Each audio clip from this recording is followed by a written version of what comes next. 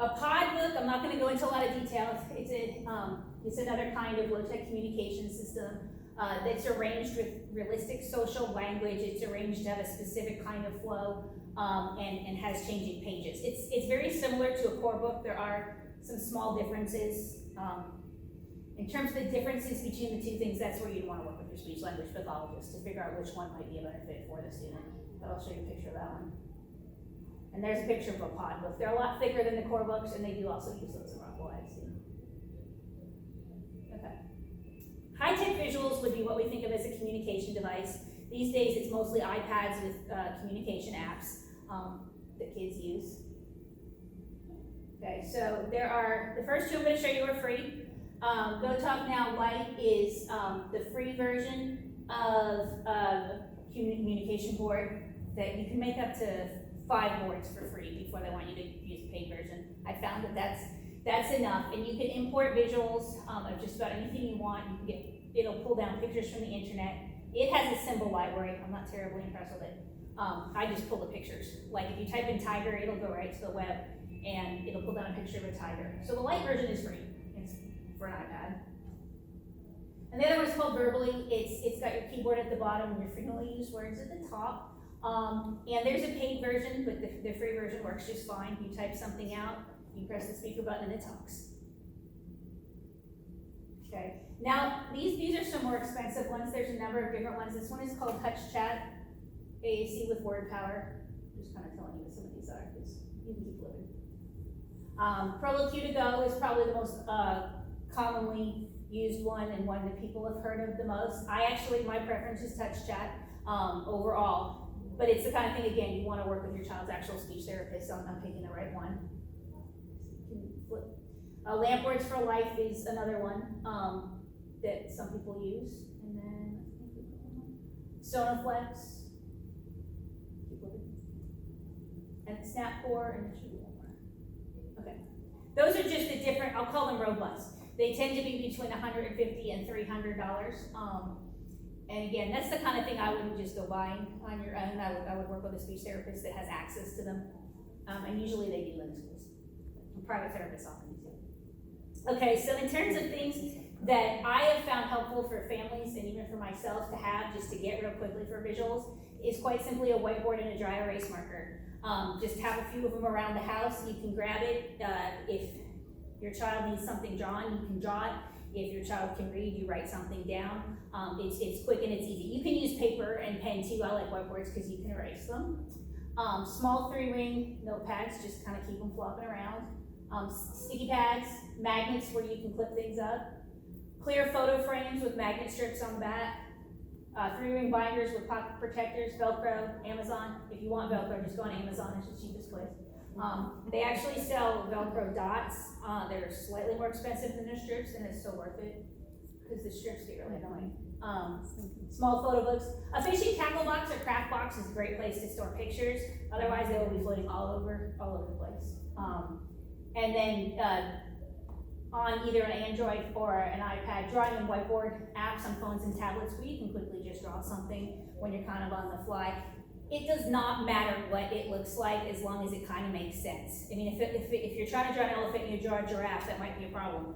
But if it conveys the overall meaning, it doesn't have to be perfect. The idea is that something is better than nothing. Okay.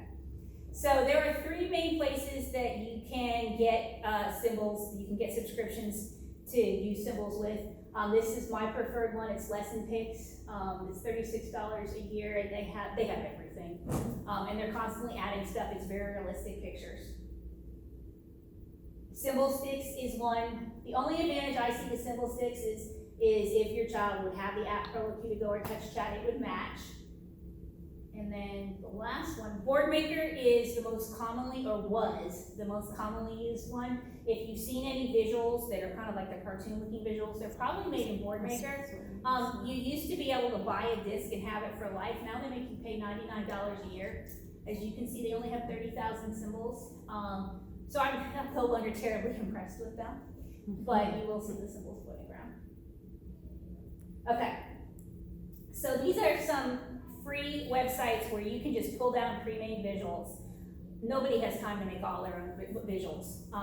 It's my profession and I don't have time to make all my own visuals. I will customize things for a particular student if it's necessary, but I almost always go to a website first and I try to see what's already made, and then I just customize it if I have to. Do to Learn has some great visual supports that are already made. Speaking of Speech also has some great supports that are already made. Some of them are very focused on speech and things like articulation, but they have a lot of different things. Like many of the visuals she used, you'll find a smattering of those different things on these sites. Free printable behavior charts. This is absolutely my favorite site for any kind of visual that's related to behavior. It has a lot of different things that can help with behavioral regulation. That's just another one. CETBC visual support. Autism teaching strategies. And then teachers pay teachers. It sounds like it's for teachers, but families can use it as well. There are free things and there are paid things. I honestly often just hunt there for the free things, and sometimes I'm willing to pay $1 for something that I like that's already made. But these are 6 different places you can go to find visuals. I would not try to make anything yourself until you've looked there first, and on Nicole's site as well. I use that one a lot. Yeah. I'm on there every day. She actually has stuff. You have stuff on there still? I have a few things still there, yeah. I'm moving everything to my website mostly, but. So that's those. Okay, don't spend too much time on this. When I first started off in this field, I used to spend hours and hours with my visuals and printing things out and making them look pretty. And I have some really nice things at home to show for it. But when I was actually Rockwell ISD's assistant technology augmentative communication specialist, and I didn't have a regular caseload. And so when I did that, I had more time. The times when I've actually been a direct service speech therapist, I did not have the time to make a lot of visuals. I just went to these sites and printed stuff out for free. Use what you can, when you can. Something is better than nothing. Don't feel bad because you can't implement all the different kinds of visuals she started with at the beginning of this. Start with just one thing. The symbol sets can be mixed and matched, so if your school system is using Boardmaker, which it probably is, it doesn't mean that that's the visual set you need to use at home. Some people, I actually used to get stuck on that. There's a lot of research out there that shows that as long as the pictures make sense, that it really doesn't matter. You try to be consistent with the visuals, but don't worry about it. Okay, so that is fake. Okay. Keep it simple. The simpler it is, the more likely you are to use it. I use my whiteboard more often than I use any of the fancy visuals I made. I actually use that Go Talk Now app. I use it as a choice board. I use it as a first end board. I pull up the 2-page set and it doesn't look like a first end board, but I use it as a first end board. Drawing stick figures and close approximation, it's okay. Carry a sticky notepad and a couple of pens with you in your purse or just a little flip notebook. Again, your phone, having the drawing app on your phone is fine. Don't overwhelm yourself. Start with one thing, integrate it into your daily life for 2 to 4 weeks, and then move on. And when I've worked with families and just kind of help coach them through setting things up in their homes, I found that this really works best. Say, for example, you want to start with your visual schedules. Start with your visual schedules. Incorporate that in your life for a month, and then maybe move on to matching. Of all the visual tools that we've shown you, to me, the most powerful one is the first end board, followed by the schedule. So if you start with nothing else, I don't know your thoughts on it. Behaviorally, it just helps keep people on task. But the schedules and the first end boards are some of the most powerful visuals you can have. I think we're good. Okay. So it's a convenient alternative to repeating yourself all day. So when you have that visual there, you can just kind of point at it instead of having to say things over and over and over. So visual implementation is a journey, not a race. You don't have to get there tomorrow. Yeah, and at the end, the first slide is going to be her contact information. We'll leave that up for a minute because I know you're taking a picture. If you put your email back there, we'll send you the whole PowerPoint presentation, and she's going to put all of this up on YouTube when we send it out. I think we're going to try to upload this video too. Yeah. Cool. But yeah, so I'll just kind of, as we're doing my info up there, I feel like I did kind of like throw a lot, at y'all. So yeah, do like she said, and just like, okay, like say, oh, this one looks cool, I might try this one today, you know, and then I just wanted to give y'all a bunch of resources, so it's probably like super overwhelming, but, that's like a ton of the tools I use, you can kind of pick and choose which ones you think work. But yeah, there's my info up there, and, I really appreciate it. I'll switch to Facebook to me, yeah, I'll let you have a turn, I guess.